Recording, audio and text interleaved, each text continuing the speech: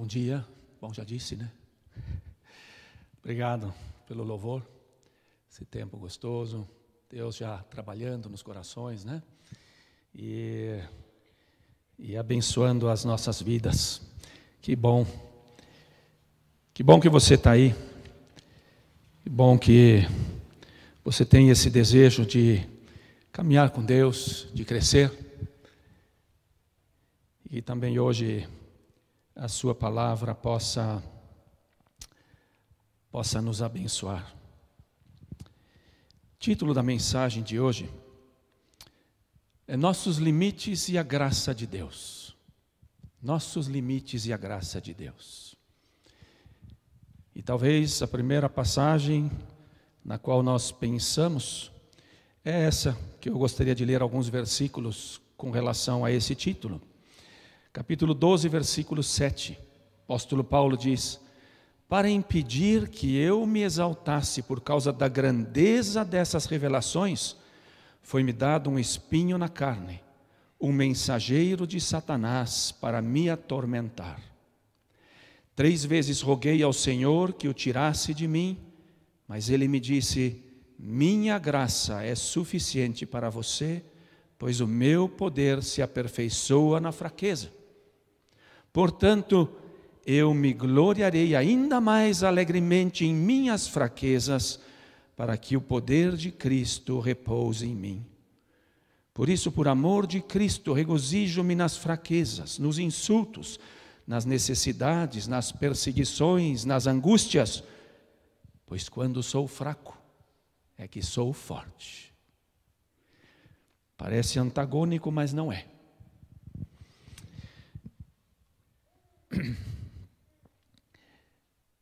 Todos nós chegamos aos nossos limites de vez em quando, alguns mais, outros menos.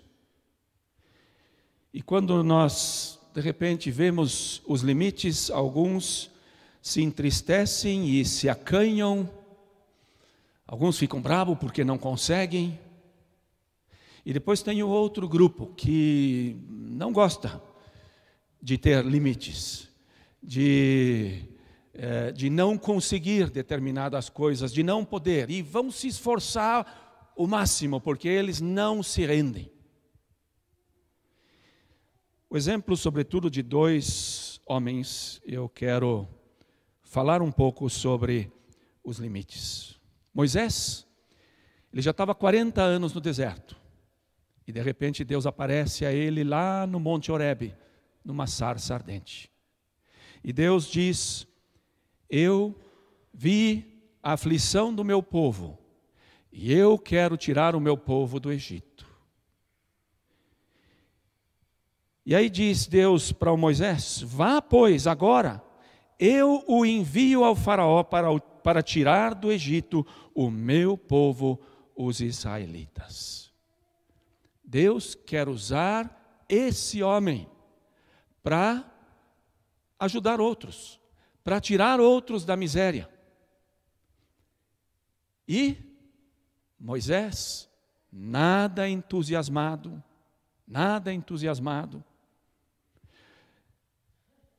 dá 5 desculpas. Primeira desculpa: quem sou eu para ir até o faraó? Como é que ele se via? Olha, eu sou simples pastor de ovelhas. Eu não sou ninguém.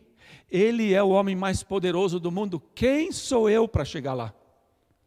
A segunda desculpa dele: quando os israelitas perguntarem quem te enviou, o que eu vou dizer? Eu nem conheço o teu nome. Ou seja, eu nem conheço você, Deus, direito. Eu não sei nem o teu nome. Eu tenho muito pouco conhecimento. Terceira desculpa que ele dá: eles não vão crer em mim e não vão me ouvir. Deus, se eu for para lá, eles não vão ouvir nada. Eles não querem saber de mim, não adianta. A quarta desculpa: Senhor, eu não sei falar. Eu não sei falar bem, mais ou menos assim. Uma desculpa que a gente ouve muitas vezes na igreja, quando a gente pede alguém para dar um testemunho, uma introdução, uma mensagem, alguma coisa, né? Não, eu não sei falar. Ou eu não tenho preparo suficiente. Ou eu não tenho conhecimento suficiente. E Moisés diz a mesma coisa. E parece que ele tinha até uma desculpa razoável, porque ele tinha um problema na fala. Só que ele tinha o problema. Deus não tinha problema com isso, a gente já vai ver. E a quinta: ah, Senhor, peço-te que envies outro. Senhor, o Senhor bateu na porta errada. O Senhor está equivocado. Eu não presto para isso. Procure uma outra pessoa que é muito mais capacitada do que eu.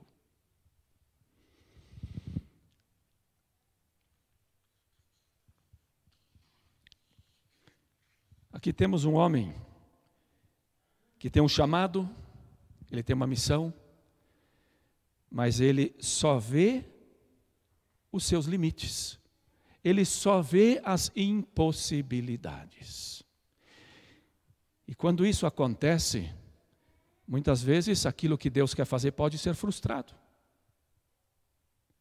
Quando nós nos concentramos nesses limites que nós vemos a partir da nossa perspectiva, tantas coisas que Deus quer fazer, Ele acaba não podendo fazer, porque nós não nos dispomos.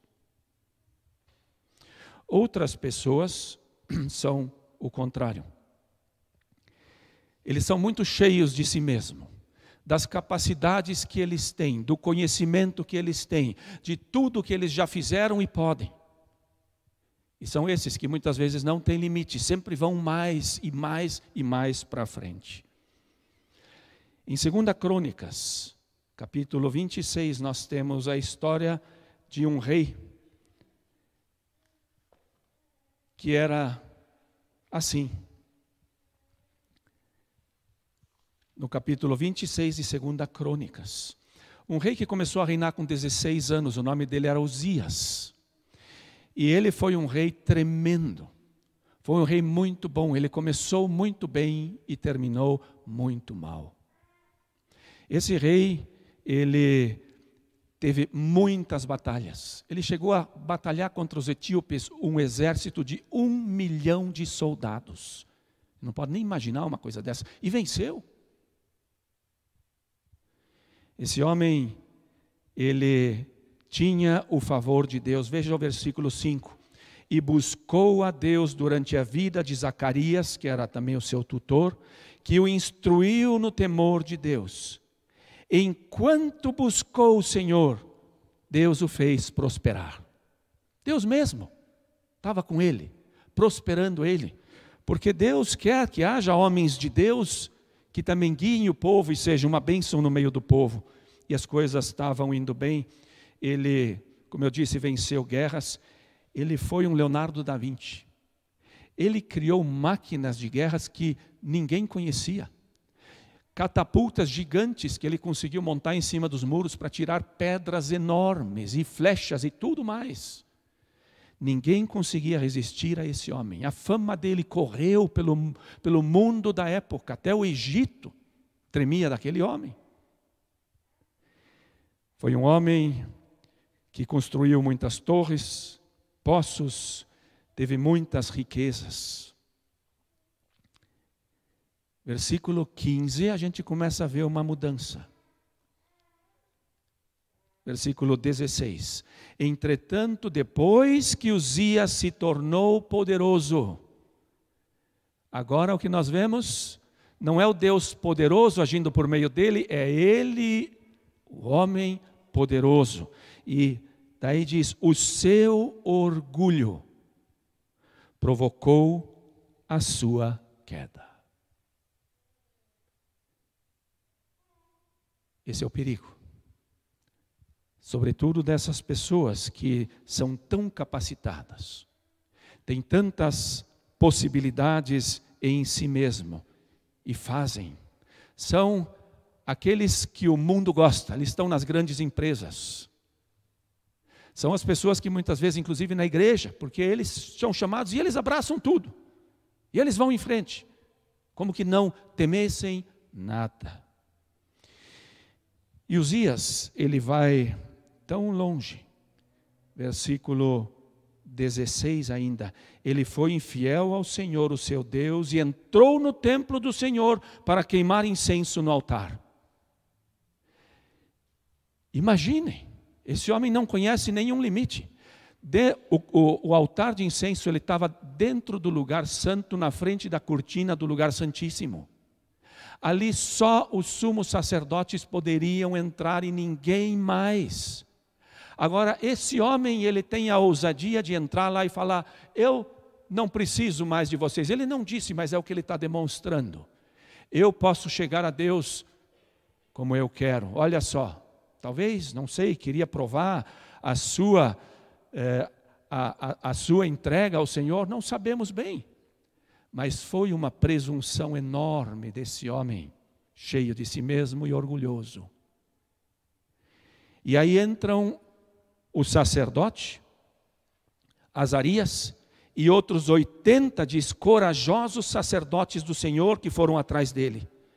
Eles o enfrentaram e disseram, não é certo que você, Uzias, queime incenso ao Senhor. Isso é tarefa dos sacerdotes, os descendentes de Arão consagrados para queimar incenso. Saia do santuário, pois você foi infiel e não será honrado por Deus, o Senhor. Aqui Deus usa homens para mostrar para ele os limites. Até aqui, Uzias, você passou dos limites. E agora, em vez de ele cair de joelhos, como Davi caiu aquela vez diante do profeta Natã, que também chamou ele ao arrependimento, Davi se arrependeu, mas Uzias não se arrependeu. Uzias, que estava com o incensário na mão, um pouquinho antes ainda. Uzias, 19. Uzias, que estava com o incensário na mão, pronto para queimar o incenso, o que aconteceu? Irritou-se e indignou-se. O homem ficou furioso, porque chamaram a atenção dele, mostraram os limites para ele.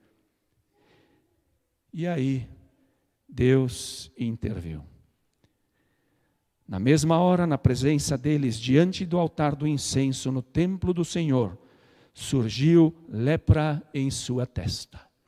A pior doença para as pessoas daquela época. E na testa, um lugar que ele não poderia esconder, porque se fosse no braço, na perna, você esconde. Mas na testa, era realmente algo terrível. Versículo 21, o rei Uzias sofreu de lepra até o dia em que morreu. Durante todo esse tempo morou numa casa separada, leproso e excluído do templo do Senhor. Triste. A que ponto as coisas tiveram que chegar na vida desse homem? Por ele não se arrepender e se voltar para Deus.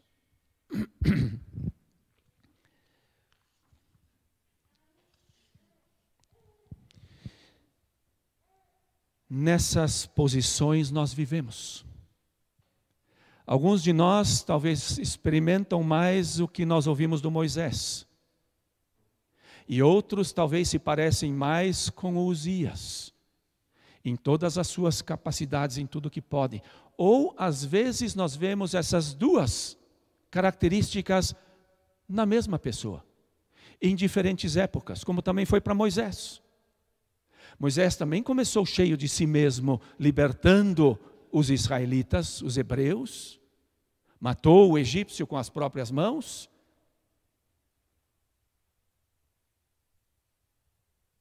Mas tudo isso, diante de Deus, não é aceitável.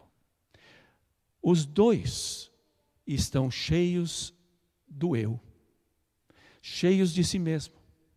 O primeiro, ele é movido a eu não posso, eu não consigo. E o outro, eu posso, eu consigo. Nenhum dos dois é bom. E por isso nós precisamos dessa graça, da qual eu li no início. A minha graça te basta. É o caminhar na graça. A igreja primitiva, você pode ver em todas as cartas do apóstolo Paulo e várias dos outros apóstolos, a saudação, e às vezes mais de uma vez, ou às vezes no começo e no fim, a graça seja contigo. A graça seja contigo o tempo todo. O agir e o mover de Deus seja contigo. Porque é isso o que faz a diferença. Nós aprendemos que graça é o presente merecido de Deus. E é tremenda a graça de Deus em Jesus Cristo para nos salvar.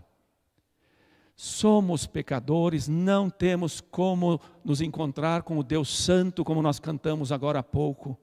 O caminho completamente fechado, a gente tenta pelas nossas bondades, pela nossa força, pelas nossas obras, mas tudo isso não nos consegue levar a Deus, porque nós somos pecadores. E Deus envia Jesus Cristo na sua graça e no seu amor, para morrer por nós na cruz, levar os nossos pecados e nos dar vida. E nós celebramos isso todos os domingos, nós cantamos isso, celebramos isso na ceia e nunca devemos esquecer quão miseráveis nós somos e quão tremendo é o Senhor. Tu és tremendo. Toda a glória, toda a honra, todo o louvor ao Senhor. Mas a graça de Deus não para aí. A graça de Deus na minha e na tua vida, ela quer ir adiante.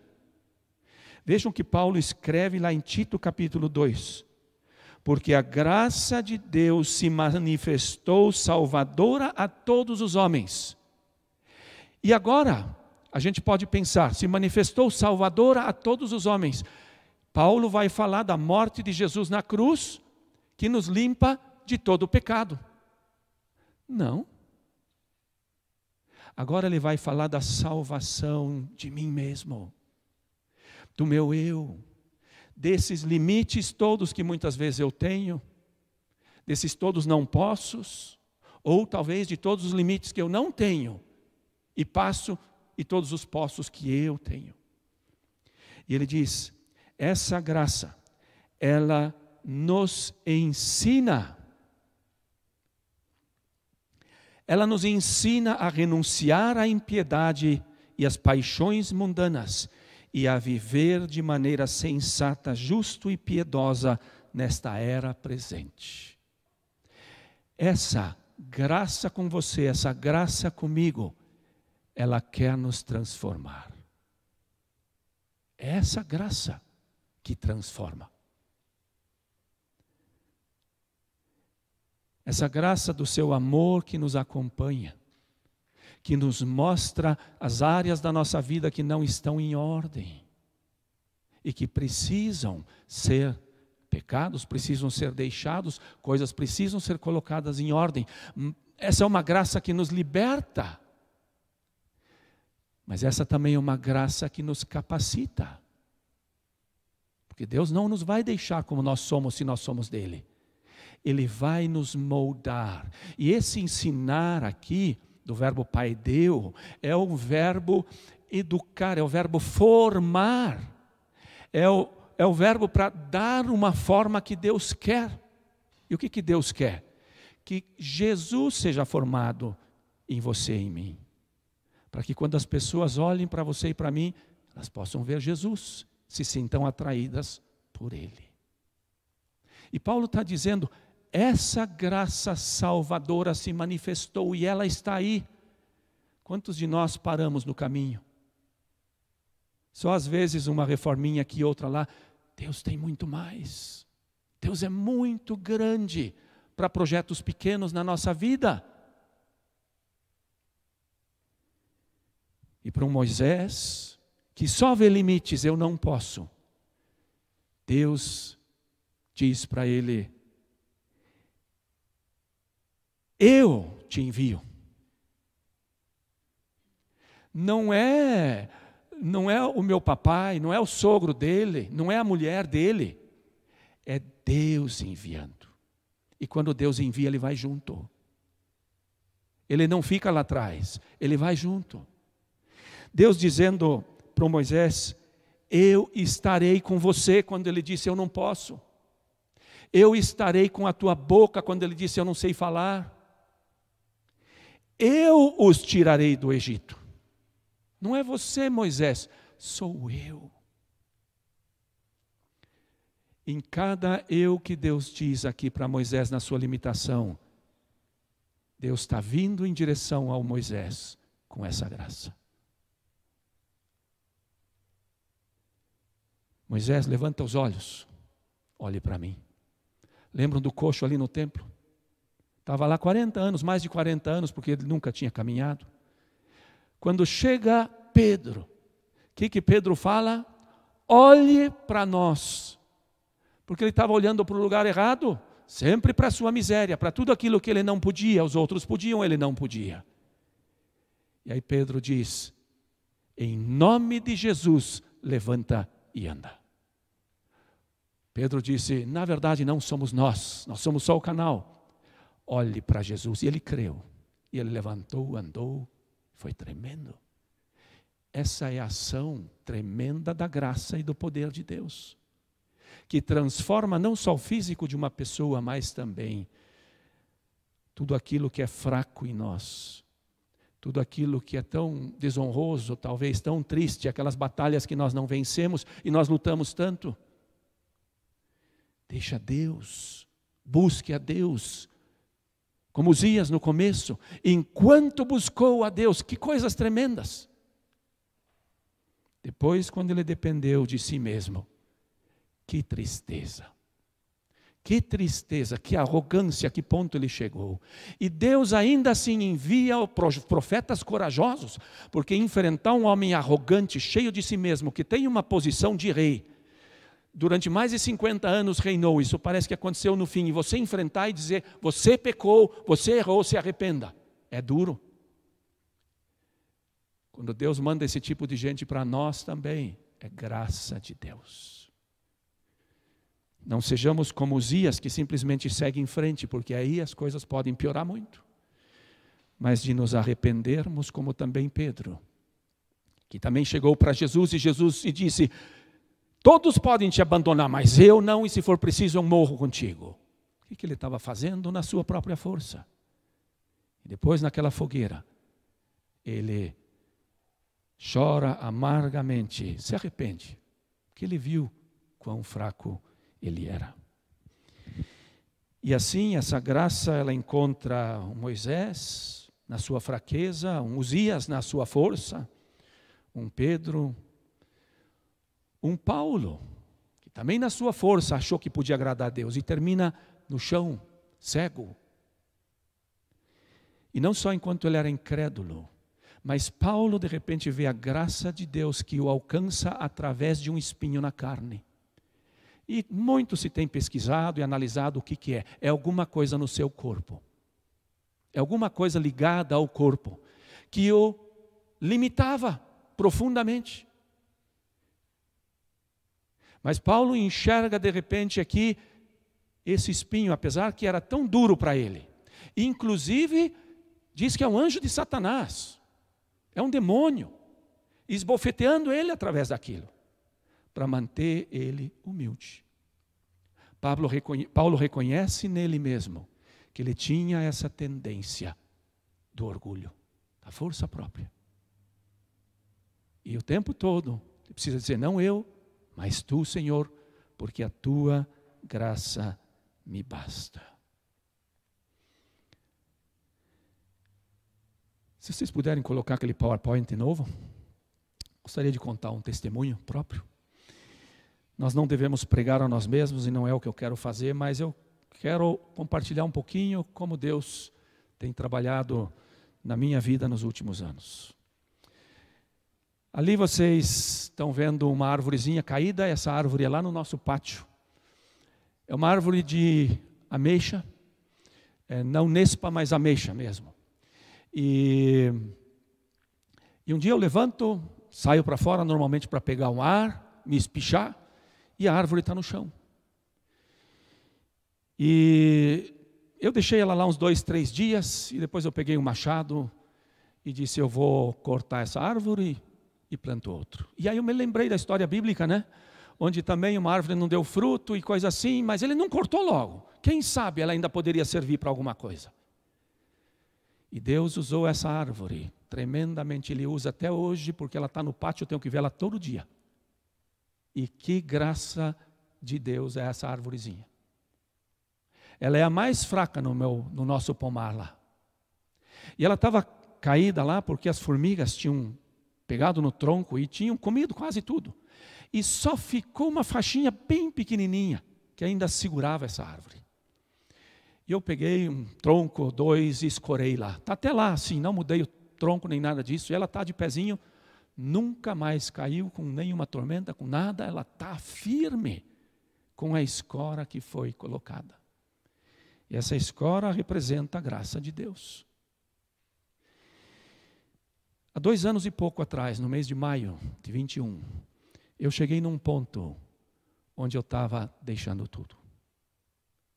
Onde eu não via mais possibilidade de conseguir ir para frente com o meu ministério, com aquilo que eu achava que eu precisava continuar fazendo. Durante muitos anos, vocês sabem, fui pastor dessa igreja, depois assumi a liderança da AMB, das nossas igrejas, ali também correndo isso e muitas coisas. Mas poucos de vocês sabiam quão doente eu estava. Sobretudo pelo problema da enxaqueca. Tive uma enxaqueca já nos meus 30 anos, e aí a gente começa com aqueles comprimidos, que são para dor de cabeça, e a gente vai, e eu já estou nos mais fortes, que são os triptanos. Os triptanos estão antes da morfina. Todos os dias, às 5, 6 horas da manhã, a enxaqueca se manifestando. Fazer o quê? Toma remédio. Toma remédio porque você tem que fazer. Você tem que vencer. Você não dá para trás. As pessoas estão esperando. E de repente cheguei num ponto onde eu não pude mais. Me lembro, acho que foi no dia 8 de maio, eu chamei o pastor Ville lá em casa, falei, olha, a situação é essa. Eu vi que, por uma neuróloga, que eu podia tomar 2 comprimidos por semana. E eu tomava de 7 a 10 e depois ainda mais anti-inflamatórios. E eu percebi que eu não era melhor do que os drogados lá fora. Porque eu era um dependente químico. Eu estava vivendo como um dependente de remédios.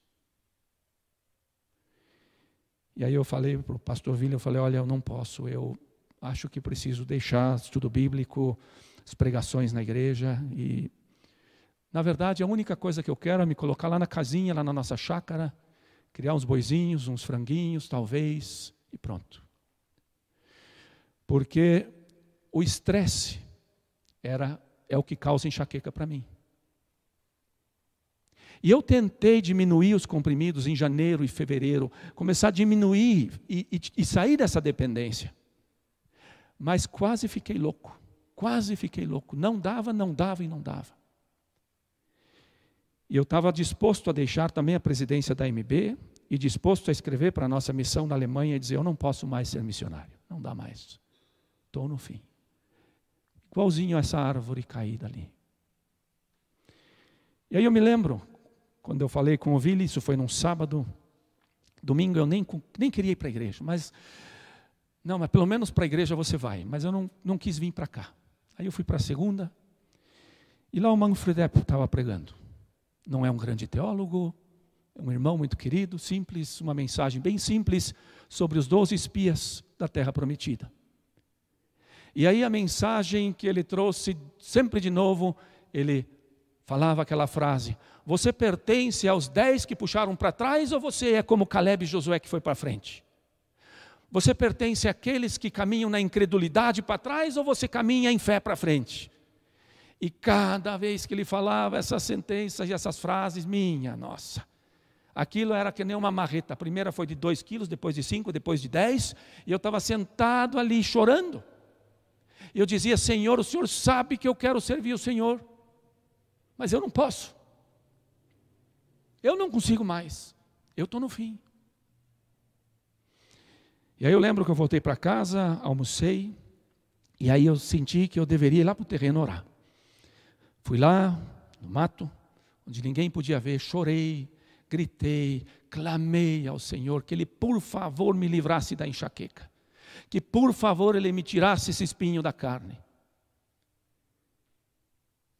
E aí eu pensei que eu ia ver uma visão, né? A gente tão fervoroso lá. O que eu ia sentir um anjo colocando a mão nas minhas costas, o próprio Jesus me aparecendo, eu não sei. E nada, eu não senti nada, eu não estava lá. Vazio como eu fui, eu subi em cima da moto, voltei para casa. Fui cedo para a cama. Segunda-feira de manhã, não, sem enxaqueca. Nenhuma enxaqueca, nada, cabeça leve 100%. Fazia tanto tempo que eu não tive isso. Eu digo: mas Senhor, será que o Senhor me curou mesmo? É maravilhoso, que gostoso, obrigado. Mas eu sempre tenho um pouco de Tomé, então falei: Senhor, eu vou agradecer direito amanhã se eu amanhecer sem enxaqueca. E tá bom, passei a segunda-feira maravilhosamente bem, terça-feira nada de enxaqueca. Maravilhosamente bem, aquilo foi tão bom. E aí eu lembro que eu falei de tarde na minha oração, falei: Senhor, aqui estou.